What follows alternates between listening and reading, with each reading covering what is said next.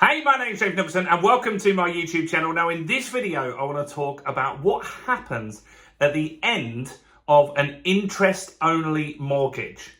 Well, I'll cover all of that and more, so make sure you stick around to the end. But I want to quickly ask you a favour. Now, this channel is going great. We've got nearly 3,000 subscribers already to the channel.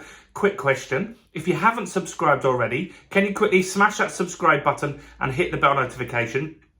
We've got new content every single day. We're one of the fastest property channels in the UK. So I want to make sure that you are notified when new content comes out. And very quickly, while you're there, take that finger of power, smash the like button over there, guys. That really helps with the YouTube algorithm to get more views on this. Now you've done that, let's get back to the content.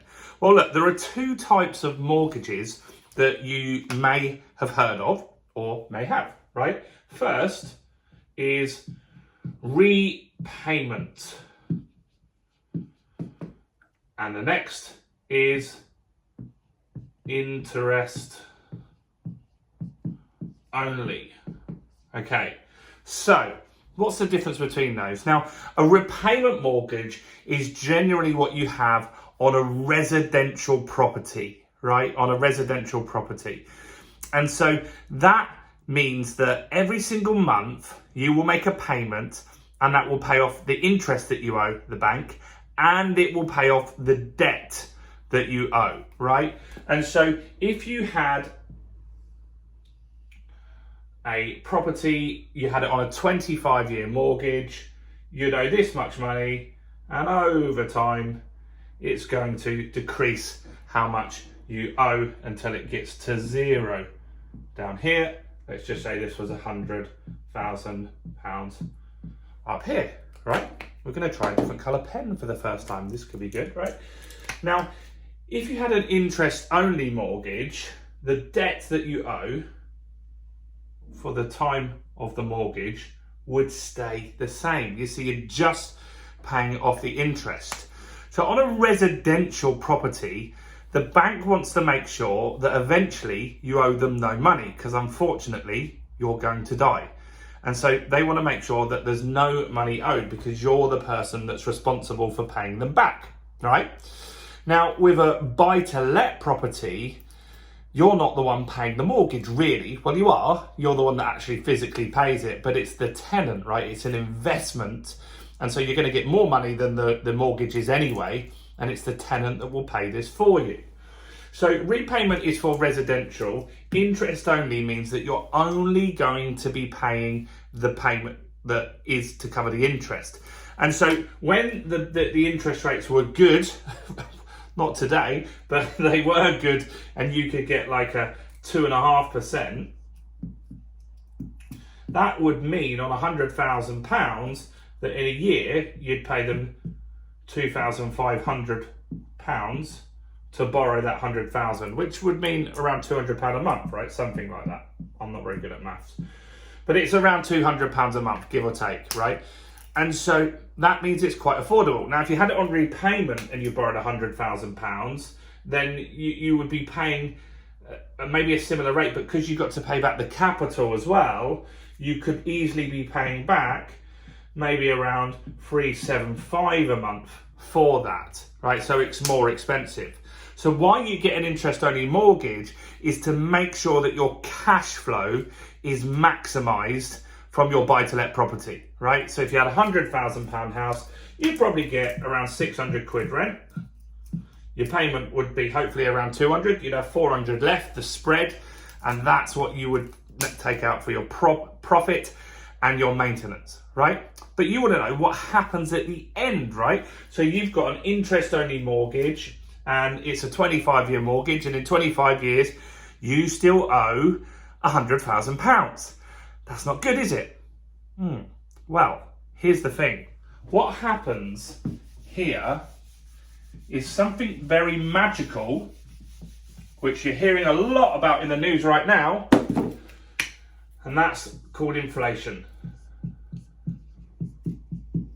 Right? So inflation is what's going to pay off your £100,000 property. So what happens on average every 10 years on average, I know some of you are going to hit me up in the comments and say, well, right now we're just about to expect property prices to go down, maybe, and I don't disagree, but in 10 years, there's a very good chance that they'll be double what they are today, right? The market will correct, come back, and it will grow again. So, look, 100 grand house in most areas, not in every area. If you have it in the southeast, it's very likely, if not better. Have it in the north, sometimes it's a little slower. But on average, this house in 10 years will be worth £200,000, which is great, right? Now, in 20 years, this house will be worth £400,000. You'll still owe the bank this money up here, right? You still owe them £100,000. So what do? Well, you've got two options here, right? The options are to sell the house. And what would happen if you sell the house? Let's just forget the fees and taxes and stuff like that. Just make this simple, right? If you sold the house for £400,000, you would have £300,000 that you would keep, and you'd pay back the £100,000. So you'd make £300,000 profit, right? Nice little return that you get there. However, what you could also do is just extend the mortgage, go with a new provider and put another 25 years on it and just kick that can down the road. And so if we did that for another 20 years, the house would be worth 800 grand 10 years later, and then it will be worth 1.6 million. One more. 10 years after that. So that's 40 years after you bought the property, it will be worth 1.6 million. Now you might think, no chance, that sounds crazy. Well, ask yourself this. Ask your parents or your grandparents, how much did they pay for their house? Let me know in the comments if you know that. Or maybe you've been investing a long time. I bought my first property in Dorking in Surrey for £45,000. It's now worth £250,000, which is beautiful, right? It's gone up 5 times as much. So we've done pretty well on that. And that's in 23 years. So it's actually been faster than you would normally expect. And so the property, do you think in 40 years, £100,000 is not going to be a lot of money?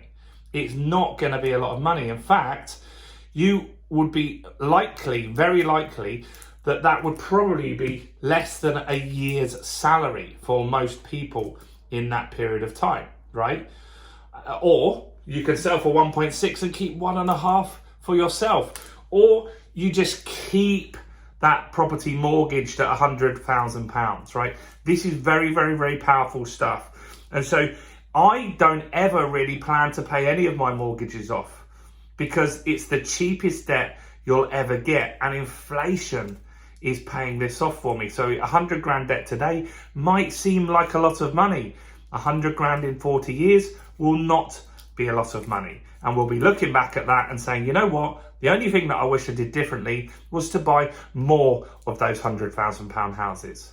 But let's have another look at another strategy that you could do, right?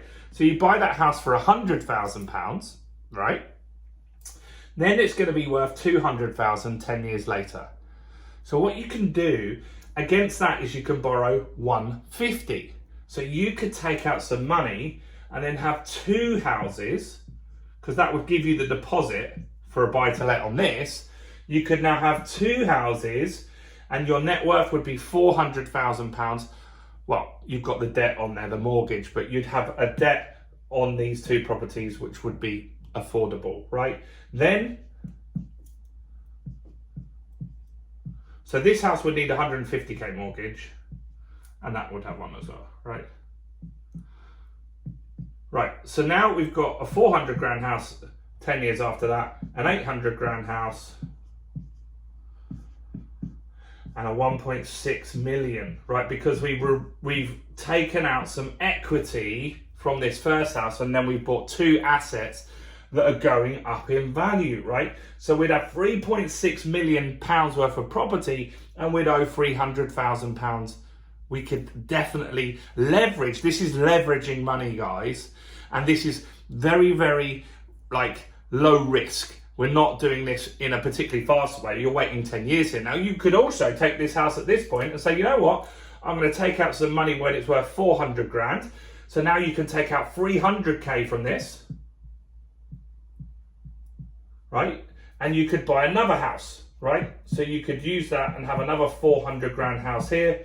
So you'd have 800k here, another 1.6 over here. And so now you'd be worth 4.8 million pounds, right? 4.8 million pounds worth of property down the line, and you would owe £900,000, which is peanuts when you have got that much equity, right? Then you could sell this. And so this is how property investors take a small pot of money, one pot of money, and it's time and inflation that's leveraging this money that allows them to buy more properties. You see, when I started out investing, I didn't know this. I thought that what people did is buy one property and then saved really hard, worked extra hours to save up for another deposit. They're not doing that. They're leveraging the equity in their properties. And I've got other videos on the channel on all how this stuff works. But in summary, the end of an interest-only mortgage, you've got two options. Pay the money back. Maybe by the time you pay it back, it's actually, because of inflation, not that much money. It's still physically 100 grand, but 100 grand in 20 years from now might not feel like a lot of money. It might be like literally buying a car. I'm sure cars will probably be those sorts of prices at that stage, right? Or you take another mortgage out for another 25 years and then you pay it off like 20 years later. Like you're not forced to do anything. Or if you're really smart, you actually remortgage at the same time, you release some equity, and then you buy some other properties which are going to grow to a nice little portfolio like that. Anyway, let me know your thoughts on this. I'm really interested to know what you guys think. Do check out all the content that we've got on this channel. We work really, really hard on making new content for you guys every single day. So if you didn't earlier, subscribe, hit the bell notification, give me a quick like on this video, comment whether you agree, disagree, or whether you've learned something from this video. Go and check out all the other content on my videos, on my channel, including this video right here. Bye for now.